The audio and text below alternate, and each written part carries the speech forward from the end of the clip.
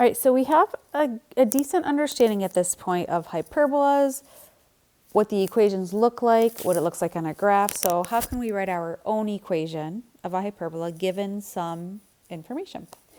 So part A, what is the equation of a hyperbola with vertices 0, -3, and 0, 3, and these asymptotes? So just let's think for a second. Little sketch.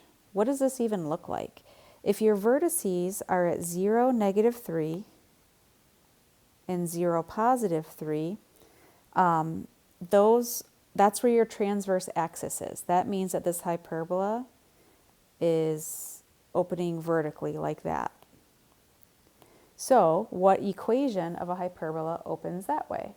That's going to be our y squared over a squared minus x squared over b squared equals 1. And then we just have to identify our a and b value.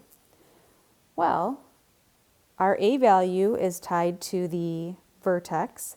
The vertex is at 0, 3 and 0, -3. So the vertex is 3 units away from the center. So there's our a value. All right, a is equal to 3. That's kind of nice, we got that.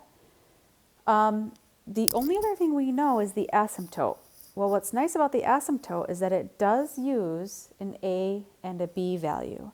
So if we know that y equals, I'm just going to grab the first one, 1 over 2x. Well, that 1 over 2 is your a over b.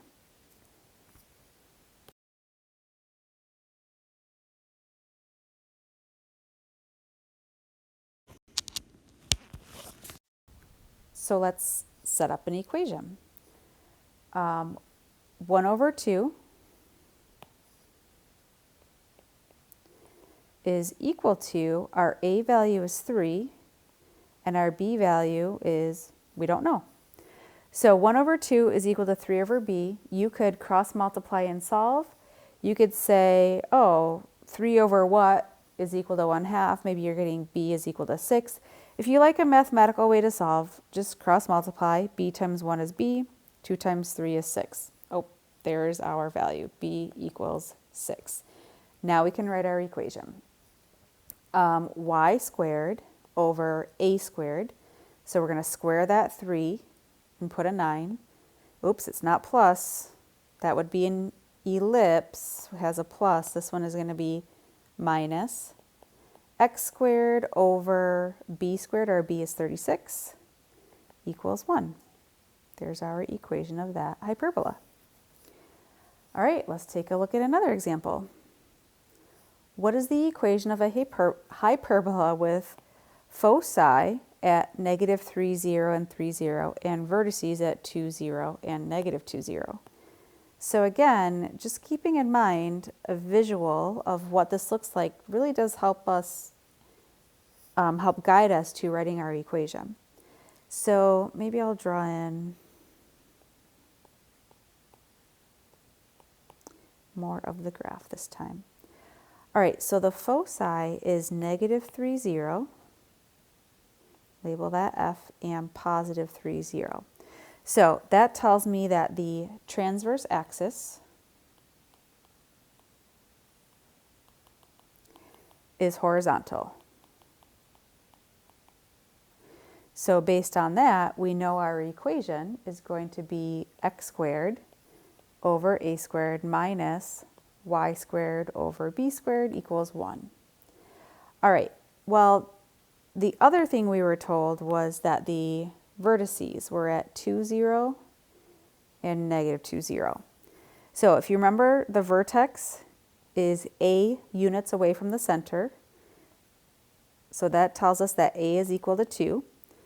The focus is c units away from the center. So each of those foci is 3 units away, so we know that c is equal to 3, and we need b. Well, if you've got 2 of them, then you can use the Pythagorean relation to plug in and find what you need. So for a hyperbola, c squared equals a squared plus b squared. So we will just plug in the values that we know. Our c is equal to 3, so 3 squared is 9, equals our a is a 2. 2 squared is 4, plus b squared.